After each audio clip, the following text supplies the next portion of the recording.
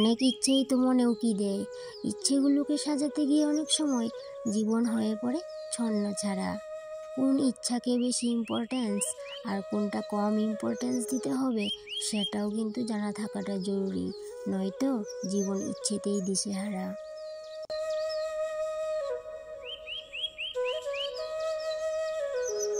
Good morning বন্ধুরা, এখন বাজে সকাল 9টার আগে আমি চাইলেও ক্যামেরাটা অন করতে পারি না। সকাল 6টা থেকে 9টা পর্যন্ত এতটাই ব্যস্ত থাকি যে সেই জন্য আর ক্যামেরাটা অন করতেই পারি না। সকালে 7:30টার সাথে সাথে ছেলে স্কুলে বেরিয়ে যায়, ওকে রেডি করানো, ওকে টিফিন করে দেওয়া, তারপর ঘরের কাজকর্ম। আবার 8টার সঙ্গে সঙ্গে আমার 2জন স্টুডেন্টও চলে আসে, তো ওদেরকেও পড়াতে হয়। 9টা 15 অবধি পড়াই, তারপর আবার হাজব্যান্ডকে চা দেওয়া, তো সব কিছু মিলিয়ে আর আমার কিন্তু ক্যামেরাটা অন করা হয়ে ওঠে না। সেই জন্য তোমাদের সাথে সকালের কাজকর্মগুলোও কিন্তু শেয়ার করতেও পারি না। টিউশনটা সেরে আগের দিনের ভিজা কাপড়গুলো রোদে দিলাম, তারপর দেখি জলও চলে আইলো, তারপর আর কি জলটাও তুলে নিলাম।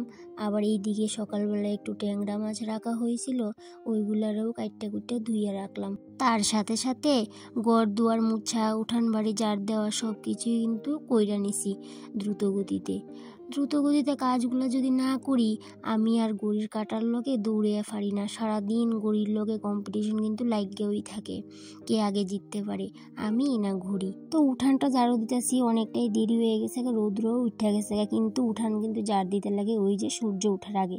কিন্তু কি করবো, কাজের চাপে তো আর পারি না, তার লেগে ওই যে রৌদ্র উঠার পরেই কিন্তু প্রত্যেক দিন আমার উঠানটা ঝাড় দেওয়া হয়। উঠান ঝাড় দিয়া স্নানটা সারালাম, তারপর পূজাটা দিয়া তারপরে কিন্তু অন্যান্য কাজ করুন। কারণ যদি পূজাটা আগে দিয়ে লাই তাহলে কিন্তু মনে হয় যেমন যে অনেকটা কাজ আমার শেষ হয়ে গেছে। এই যে স্নান, পূজা, রান্না, এই 3টা কাজ যদি সারতে পারি তাহলে মনে হয় কি অনেক কাজ আমি সেরে লইছি। এইদিকে আমার পূজাটাও কমপ্লিট করে নিছি। আর তোমরা সাথে আজকে একটা জিনিস শেয়ার করুম, জিনিসটা কিন্তু তোমরা দেখলে ভালোই লাগবো। তোমরা ভাবছিলাম যে তোমরা সাথে অনেকদিন আগে শেয়ার করবো, কিন্তু ওই যে প্রত্যেক দিনই কাজটা হয় কিন্তু তোমাদের সাথে কিন্তু আর শেয়ার করা হয়ে ওঠে না। তো আজকে ভাবছি অবশ্যই তোমরা সাথে শেয়ার করবো। পূজা কমপ্লিট করার পর আমার একটা স্টুডেন্টরে পড়াইতেছিলাম, হঠাৎ দেখি হেলিকপ্টার। দৌড়ে গেলাম আমি আর আমার স্টুডেন্ট হেলিকপ্টার দেখার জন্য।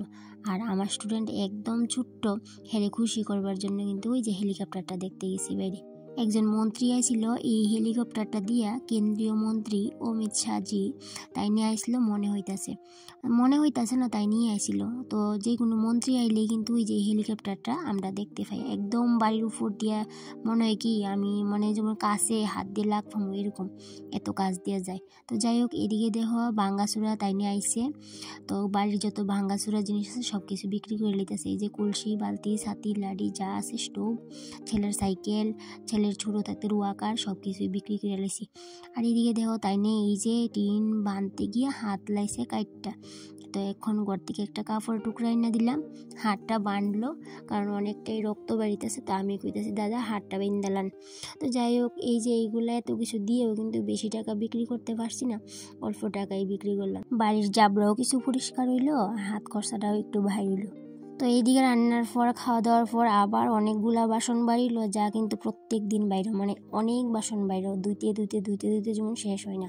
তার লেগে বয়ে গেলাম বাসন মাজতে। বাসন টাসন মাজা কমপ্লিট, এখন কিন্তু বাসন টাসন নিয়ে ঘরে থইয়া আবার দেখবা তোমরা সাথে ওই যে কইছিলাম একটা জিনিস শেয়ার করবো, ওই জিনিসটাই শেয়ার করবো তোমরা সাথে।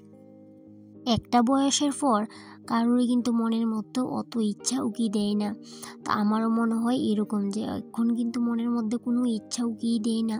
আর ইচ্ছাগুলো যদি উকি দেয় তাইলে কিন্তু ওই যে জীবনটা কিন্তু একদম ছন্ন ছাড়া হয়ে যায়, যেটা আমি আগে কইছিলাম যে যত জীবনে ইচ্ছাটা উকি দিব ততই কিন্তু জীবন ছন্ন ছাড়া হয়ে যাবে। আর কোনো ইচ্ছাকেই কিন্তু অতটা ইম্পর্টেন্স দেওয়া দরকার নাই, যেটা না দিলে না হইব ওইটারই ইম্পর্টেন্স দেওয়া দরকার। আর যদি আমরা ইচ্ছাটারে যদি উকি দিতে দিই তাইলে কিন্তু ওই যে জীবন ছন্ন ছাড়া।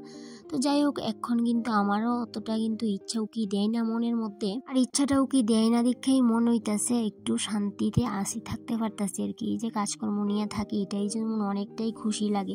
এই যে কইছিলাম তোমরা সাথে শেয়ার করবো, এই যে দেখো তাই না, এই যে রাজাটারে ধরছিলাম কালকে রাত্রে, এই যে খাঁচার মধ্যে আধার দিয়া ধরা হইছে। তো প্রতিনিয়তই কিন্তু আমি দৌড়ি, তো ধরলেও কিন্তু মারি না, আমি দূরে নিয়ে ফেলাই দিই। তো গড়ে এত যন্ত্রণা করে আর কয়ে লাভ নাই। এই যে জিনিসটা তোমরা তোমরা সাথে শেয়ার করলাম, এটাই কিন্তু শেয়ার করা ছিল। তো আজকের ব্লগটা এই পর্যন্ত, টাটা।